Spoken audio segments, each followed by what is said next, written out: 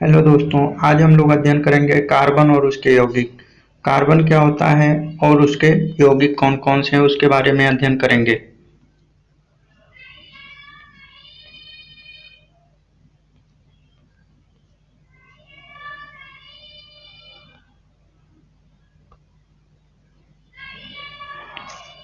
Carbon carbon आवर्त सारणी के 14 समूह के अंतर्गत आता है।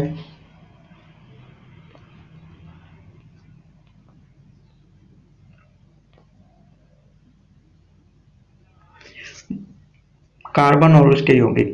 ब्रह्मांड में सूर्य ग्रहों पर पृथ्वी के वातावरण में कार्बन प्रचुर मात्रा में है। यह कार्बोनेट चट्टानों जैसे कि चूना पत्थर, डोलोमाइट, मार्बल आदि में मौजूद है। यह कोयला, पेट्रोलियम, प्राकृतिक गैस जैसे जीवाश्म ईंधन का भी एक प्रमुख घटक है। यह सभी जीवों में इसके यौगिक के रूप में मौजूद है। कुछ ऐसे यौगिक हैं कार्बोहाइड्रेट, वसा, प्रोटीन आदि। ऑक्सीजन के साथ यह कार्बन मोनोऑक्साइड व कार्बन डाइऑक्साइड के रूप में होता है। इस यौगिक से आप अच्छी तरह परिचित हैं। हमारे वातावरण में इन कार्बन यौगिक से उत्पन्न होने वाले प्रदूषण भी शामिल हैं। एक कार्बन परमाणु की संरचना में दूसरे कोष में 4 इलेक्ट्रॉन होते हैं। कार्बन का इलेक्ट्रॉनिक विन्यास 2 और 4 है। अपने अष्टक को पूरा करने के लिए कार्बन को 4 इलेक्ट्रॉन की आवश्यकता होती है, लेकिन प्रतिकूल ऊर्जा को ध्यान में रखते हुए यह आयन गठन से 4 इलेक्ट्रॉन अर्जित नहीं कर सकता, अतः यह नियॉन का इलेक्ट्रॉनिक विन्यास को ग्रहण कर लेता है। इसी कारण से कार्बन के लिए इस 4 इलेक्ट्रॉन को खोना संभव नहीं है और वह उत्कृष्ट गैस हीलियम का इलेक्ट्रॉनिक विन्यास ग्रहण कर लेता है, लेकिन यह इस 4 इलेक्ट्रॉनों के साझे से सहसंयोजक बंध बना सकता है। कार्बन के 3 प्राकृतिक समस्थानिक C12, C13, C14 हैं। C14 रेडियोएक्टिव होता है और उसकी अर्ध आयु 5730 वर्ष होती है, जिसकी उपयोग प्राचीन जीवों की उम्र पता करने के लिए रेडियो कार्बन काल निर्धारण विधि से होता है। आप कार्बन परमाणु की संरचना देख सकते हैं। इसके बाह्य कोश में 4 इलेक्ट्रॉन होते हैं। यह 4 सहसंयोजक आबंध बना सकता है, अर्थात इसकी प्रकृति चतुर्संयोजक है। इसकी संयोजकता 4 है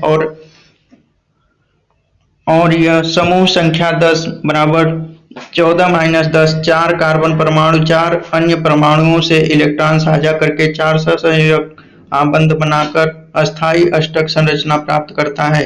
कार्बन अन्य तत्वों जैसे हाइड्रोजन, नाइट्रोजन, ऑक्सीजन, सल्फर और हैलोजन के परमाणु के साथ आबंध बना सकता है। कार्बन के कई परमाणु परस्पर संयोग से सहसंयोजक बंध बनाने का गुण रखते हैं, अतः कार्बन परमाणुओं की एक लंबी श्रृंखला बना सकता है। लंबी श्रृंखला बनाने के इस गुण को श्रृंखलन के रूप में जाना जाता है।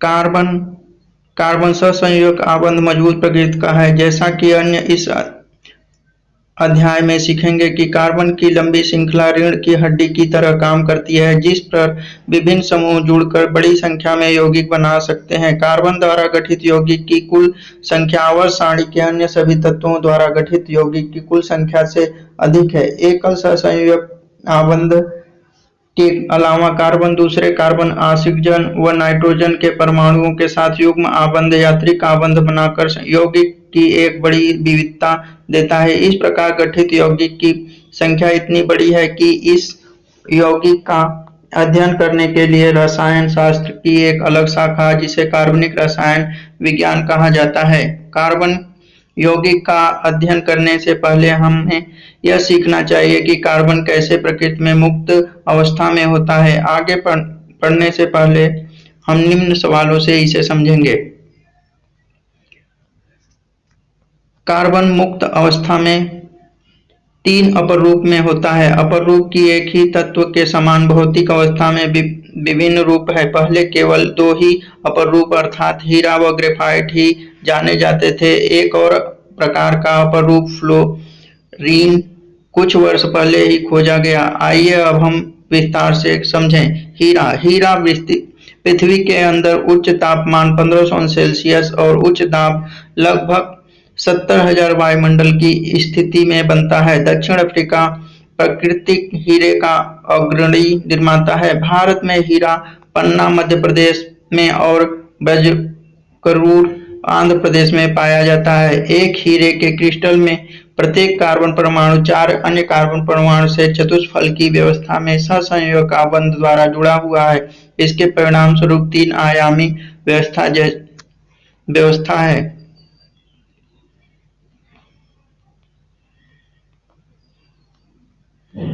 सहसंयोजक बंध के जाल द्वारा बनाई गई कार्बन परमाणु की 3 आयामी व्यवस्था हीरे को एक कठोर संरचना प्रदान करता है। यह दृढ़ हीरे को बहुत ही कठोर बनाती है। वास्तव में यह प्रकृति पदार्थ में सबसे कठोर माना जाता है। हीरे की तुलना में अन्य कठोर पदार्थ सिलिकॉन कार्बाइड है, जिसे कार्बोरेंडम भी कहते हैं। लेकिन ध्यान रहे कि हीरा एक प्राकृतिक पदार्थ है, जबकि कार्बोरेंडम कृत्रिम है। हीरा मूल रूप से रंगहीन होता है, हालांकि कुछ दोष उन्हें रंग प्रदान करते हैं। हीरा का घनत्व बहुत अधिक है। इसका मान 3.51 ग्राम पर सेंटीमीटर क्यूब होता है। हीरे का गलनांक शून्य में बहुत ही उच्च अर्थात 3500 अंश सेल्सियस है, क्योंकि यह संयोजक आबंध के त्रिआयामी जाल को तोड़ने के लिए अत्यधिक मात्रा में ऊष्मा ऊर्जा की आवश्यकता होती है। क्योंकि हीरे के चारों इलेक्ट्रॉन सहसंयोजक आबंध से जुड़े हैं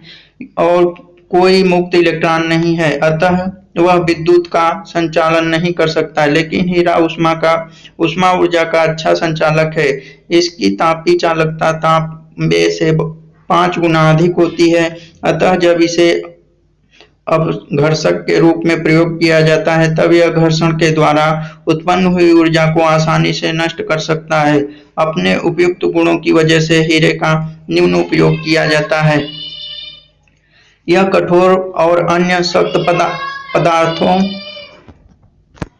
और पीसने के लिए प्रयोग किया जाता है। यह कांच काटने व चट्टानों से छेद करने के लिए प्रयोग किए उपकरणों में लगाया जाता है। यह ज्वेलरी में प्रयोग किया जाता है। हीरे से सुंदर गहने बनाए जाते हैं। अपने उच्च अपवर्तनांक सूचकांक के कारण जब इसे अच्छी तरह काटकर पॉलिश करते हैं तो यह अत्यधिक चमकदार बन जाता है। संश्लेषित हीरे उनके महत्वपूर्ण होने की वजह से लाखों डॉलर मूल्य के हीरे संश्लेषित किए जाते हैं। 1950 में जनरल इलेक्ट्रिक न्यूयॉर्क में वैज्ञानिक के द्वारा हीरे का संश्लेषण किया गया था। उन्होंने 1500 सेल्सियस पर 50,000 से 65,000 वायुमंडल के दाब के तहत ग्रेफाइट को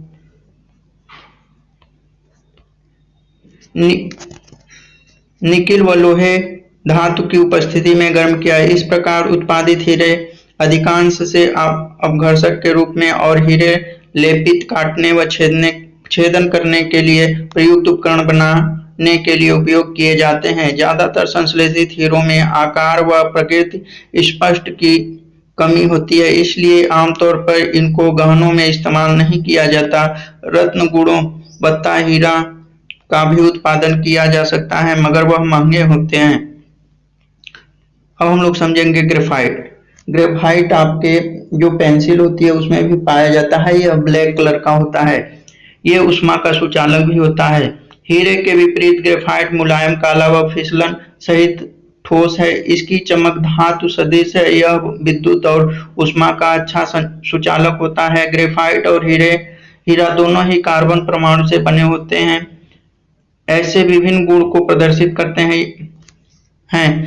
ग्रेफाइट की संरचना को देखने में देखकर प्रश्न हल मालूम कर सकते हैं। हीरे के विपरीत, जिसमें कार्बन के परमाणुओं की त्रिआयामी चतुष्फल की व्यवस्था थी, ग्रेफाइट में कार्बन परमाणु की परतें होती थी। हर परत में कार्बन का एक विशेष परमाणु 120 अंश के एक मोड़ कोण के साथ 3 अन्य परमाणु के साथ त्रिकोणीय प्लानर व्यवस्था में जुड़ा हुआ है। इस प्रकार कार्बन की 3 इलेक्ट्रॉन कार्बन के 3 अन्य परमाणु के साथ सहसंयोग आबंध द्वारा जुड़े हैं। चौथा इलेक्ट्रॉन जो आबंध में भाग नहीं लेता, मुक्त है। विभिन्न कार्बन परमाणुओं के यह इलेक्ट्रॉन परतों के बीच स्थानांतरण करने के लिए स्वतंत्र हैं, अतः यह विद्युत का सुचालक है।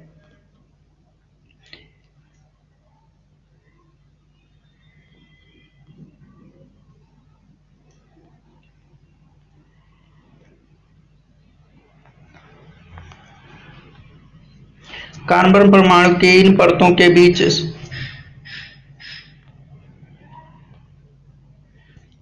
कार्बन परमाणु की इन परतों के बीच संबंध कमजोर हैं, अतः यह परतें एक दूसरे के ऊपर सरक सकती हैं। इस प्रभाव के कारण ग्रेफाइट एक अच्छा ठोस स्नेहक बनता है। ग्रेफाइट का घनत्व हीरे की तुलना में कम है। इसका मान 2.2 ग्राम प्रति सेंटीमीटर क्यूब है। ग्रेफाइट का गलनांक शून्य में लगभग 3700 अंश सेल्सियस है। बहुत अधिक दाब व तापमान के प्रयोग से ग्रेफाइट के हीरे में परिवर्तित किया जा सकता है।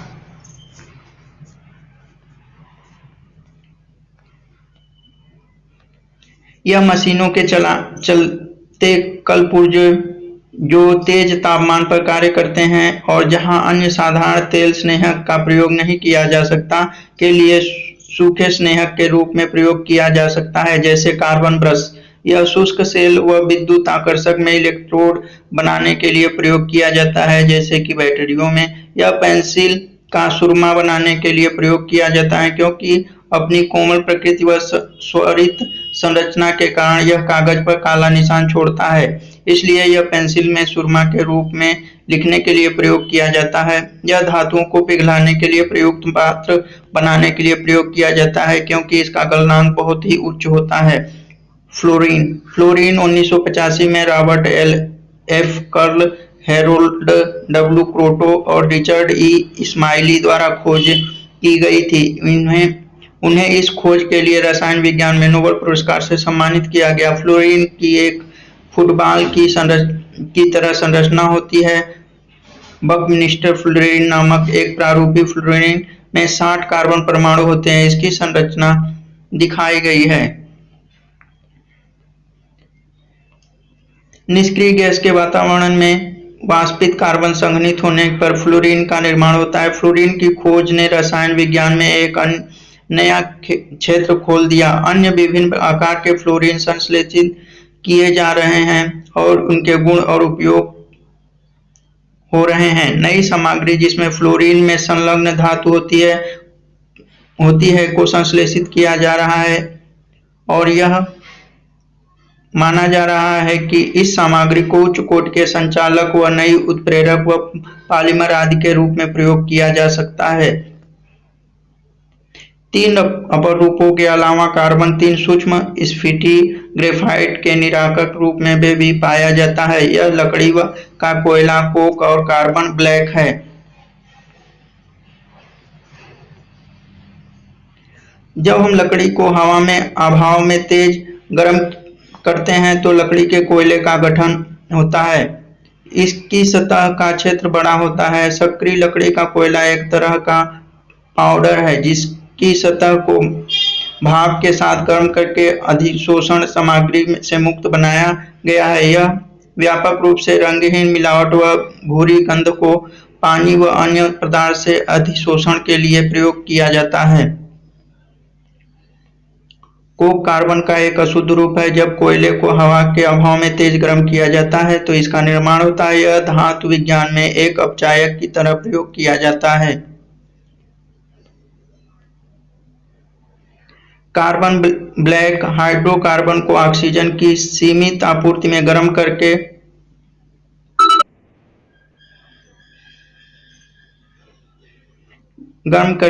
किया जाता है। उदाहरण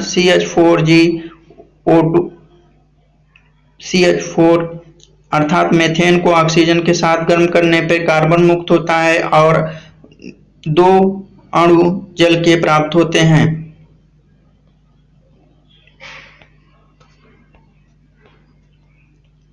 यह काली स्याही में एक रंजक के रूप में प्रयोग किया जाता है। यह कार मोटर के लिए रबर टायर बनाने में प्रयोग किया जाता है।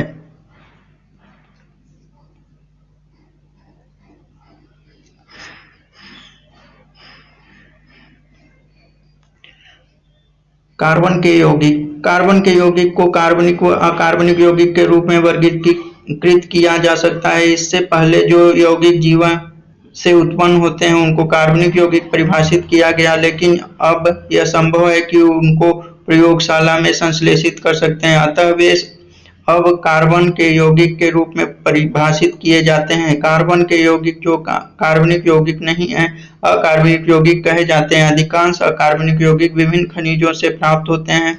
उदाहरण के लिए चूना पत्थर, संगमरमर और डोलोमाइट में कार्बन कार्बोनेट के रूप में मौजूद है। अन्य कार्बनिक यौगिक अधातुओं के कार्बाइड जैसे CaCO, CaC2, calcium carbide, HCnCH2 और कार्बन के ऑक्साइड जैसे कि CO2CO है। कार्बनिक यौगिक पौधे, जानवर, कोयला, पेट्रोलियम जैसे कि प्राकृतिक स्रोत से प्राप्त होते हैं। आप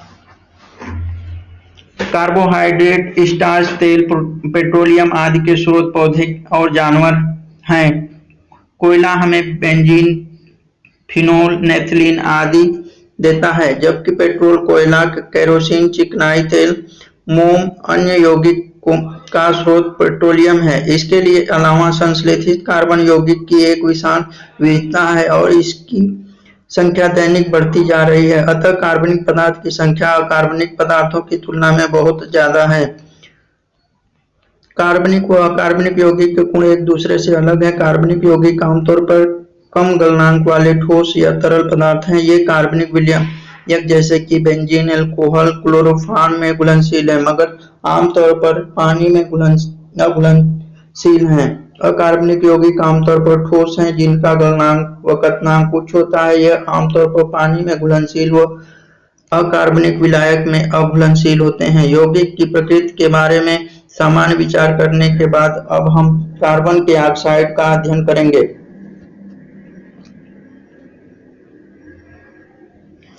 कार्बन मोनोऑक्साइड और कार्बन डाइऑक्साइड कार्बन के दो महत्वपूर्ण यौगिक हैं। जब कार्बन या हाइड्रोकार्बन को ऑक्सीजन की सीमित आपूर्ति में जलाते हैं तो कार्बन मोनोऑक्साइड प्राप्त होती है। दो कार्बन के अणु और ऑक्सीजन के परमाणु को मिलाने पर दो कार्बन डाइऑक्साइड के अणु प्राप्त होते हैं। यह एक रंगहीन गंधहीन गैस है। इसका गलनांक -199 अंश सेल्सियस और क्वथनांक -192 अंश सेल्सियस है। यह एक प्रमुख वायु प्रदूषक है और बड़ी मात्रा में ऑटोमोबाइल इंजन से निकलता है। इसके कम विषाक्त रक्त के कारण सिर दर्द व अनिद्रा की शिकायत होती है और इसकी बड़ी मात्रा मृत्यु का कारण हो सकती है। यह विषैला होता है क्योंकि यह खून के लाल रंजक हीमोग्लोबिन के साथ आबंध करके खून की ऑक्सीजन प्रसारण क्षमता को कम कर देता है। और कार्बन मोनोऑक्साइड के कई उपयोग हैं जो नीचे निम्न हैं। यह धातु क्रमक प्रक्रिया में धातु ऑक्साइड का अपचयन करने के लिए अपचायक का कार्य करता है। धमन भट्टी में लोहे व ऑक्साइड का अपचयन लोहे में करने के लिए, जैसे Fe2O3 को कार्बन के साथ जोड़ने पर हमें जो है कि लोहे का 2 अणु प्राप्त होता है और कार्बन डाइऑक्साइड गैस मुक्त होती है। एक उत्प्रेरक की उपस्थिति में यह हाइड्रोजन के साथ संगणक करके मिथेनॉल बनाता है। CH3OH मेथिल हाइड्रोक्साइड बनाता है। यह कार्बोनिल यौगिक बनाता है। निकेल कार्बोनिल या NiCO4 निकेल के शोधन में प्रयोग किया जाता है। यह एक ईंधन के रूप में प्रयोग किया जाता है। यह कई कार्बनिक यौगिक के संश्लेषण में प्रयोग किया जाता है। जब कार्बन युक्त पदार्थों को ऑक्सीजन की अधिकता में जलाते हैं तो कार्बन डाइऑक्साइड बनती है। कार्बन और ऑक्सीजन को संयोग करके कार्बन डाइऑक्साइड गैस प्राप्त होती है। मीथेन और ऑक्सीजन के संयोग से कार्बन डाइऑक्साइड गैस और जल के 2 अणु प्राप्त होते हैं। यह कार्बोनेट को गर्म करके भी निर्मित की जाती है। कैल्शियम कार्बोनेट को जब हम रासायनिक अभिक्रिया करते हैं या गर्म करते हैं तो यह कैल्शियम ऑक्साइड और कार्बन मुक्त करता है। यह चीनी के किण्वन द्वारा अल्कोहल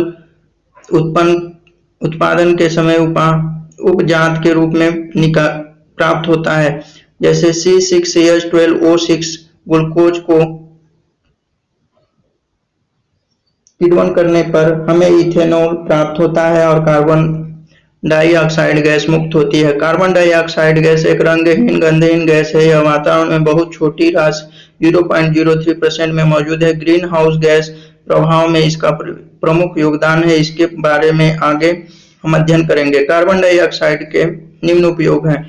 ठोस कार्बन डाइऑक्साइड, जिसे सूखी बर्फ कहा जाता है, को प्रतिशीतक के रूप में प्रयोग करते हैं, क्योंकि जब इसे वायुमंडल दाब पर ठंडा करते हैं तो यह द्रव में नहीं परंतु ठोस में ही संघनित होता है। इस ठोस का उदांत -78 अंश सेल्सियस है।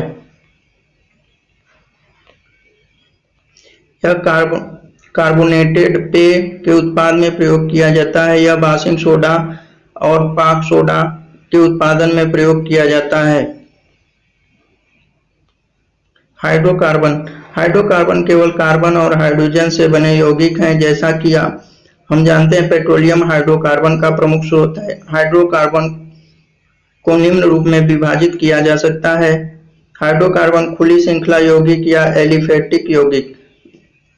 दूसरा है बंद श्रृंखला यौगिक। खुली श्रृंखला यौगिक में संतृप्त और असंतृप्त। संतृप्त में एल्केन, पैराफिन, CnH2n+ और असंतृप्त में एल्कनीन और एल्काइंस होते हैं। बंद श्रृंखला में एल्कीसाइक्लिन और एरोमेटिक प्राप्त होते हैं।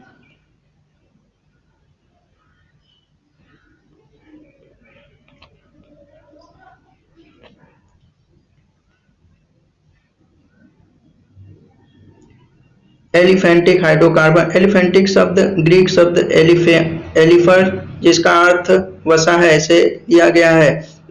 इनको एलिफेंटिक हाइड्रोकार्बन का नाम इसलिए दिया गया क्योंकि यह वसा और तेल से प्राप्त किए जाते हैं। हाइड्रोकार्बन अचक्रीय यौगिक भी हो सकता है, जो सीधी श्रृंखला यौगिक है। अतः चक्रीय यौगिक है जिसमें कार्बन परमाणु की बंद श्रृंखला होती है। एरोमेटिक हाइड्रोकार्बन एरोमेटिक शब्द एरोमा अर्थात सुगंध से लिया गया है। एरोमेटिक यौगिक में एक विशेष गंध होती है। संरचना के अनुसार बेंजीन और इसके व्युत्पन्न यौगिक एरोमेटिक यौगिक हैं। एलिफेंटिक हाइड्रोकार्बन को दो श्रेणियों में विभाजित किया जा सकता है: संतृप्त हाइड्रोकार्बन और असंतृप्त हाइड्रोकार्बन। संतृप्त हाइड्रोकार्बन में कार्बन की परमाणु परस्पर एकल आबंध से जुड़े रहते हैं, और जबकि असंतृप्त हाइड्रोकार्बन में एक से अधिक युग्म आबंतरिक आबंध कार्बन परमाणुओं से बीच जुड़े होते हैं। संतृप्त हाइड्रोकार्बन मीथेन सरल एल्केन है, जिसमें हाइड्रोजन के 4 परमाणु कार्बन परमाणु के साथ चतुष्फलकी व्यवस्था में जुड़े होते हैं। यदि हाइड्रोजन परमाणु की जगह कार्बन परमाणु दूसरे कार्बन परमाणु से जुड़ा हुआ है, एक अन्य एल्केन अर्थात इथेन प्राप्त होता है। मीथेन और इथेन की संरचना दिखाई गई है। अधिक कार्बन परमाणु परस्पर जुड़कर कार्बन श्रृंखला का आगे विस्तार कर सकते हैं। विभिन्न प्रकार के हाइड्रोकार्बन बनाते हैं।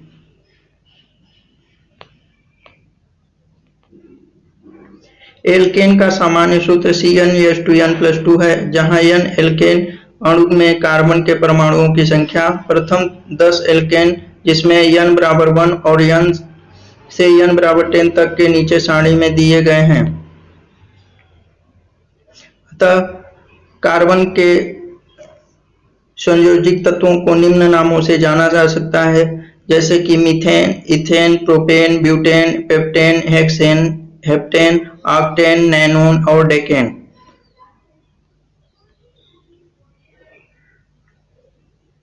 इसके रासायनिक सूत्र मीथेन के CH4, इथेन के C2H6, प्रोपेन के C3H8, ब्यूटेन के C4H10, पेंटेन के C5H12, हेक्सेन के C6H14, हेप्टेन के C7H16, ऑक्टेन के C8H18, नोनेन के C9H20 और डेकेन के C10H22।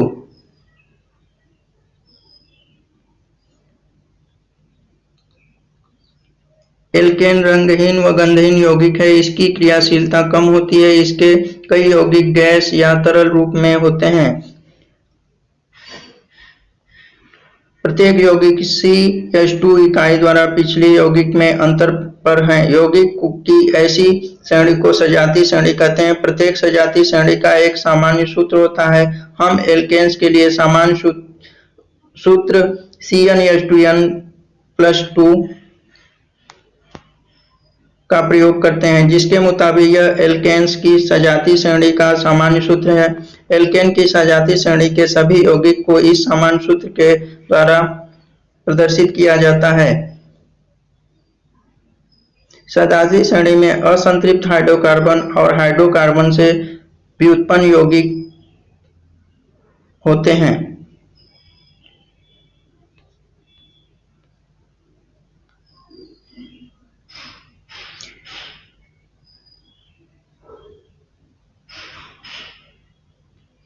एल्केन्स की समावयवता, यह विभिन्न एल्केन्स के लिए समावयवों की संख्या का उल्लेख करता है। समावयव वह यौगिक हैं जिनका आणविक सूत्र समान होता है परंतु संरचना भिन्न होती है। प्रथम 3 हाइड्रोकार्बन के एक ही समावयव हैं, क्योंकि यह सिर्फ एक ही तरीका है जिसमें 1, 2 या 3 कार्बन परमाणु परस्पर जुड़ सकते हैं।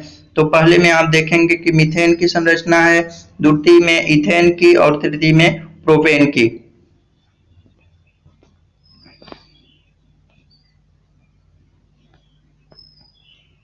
Thank you. अब इसके आगे नेक्स्ट हम लोग दूसरे लेसन में देखेंगे।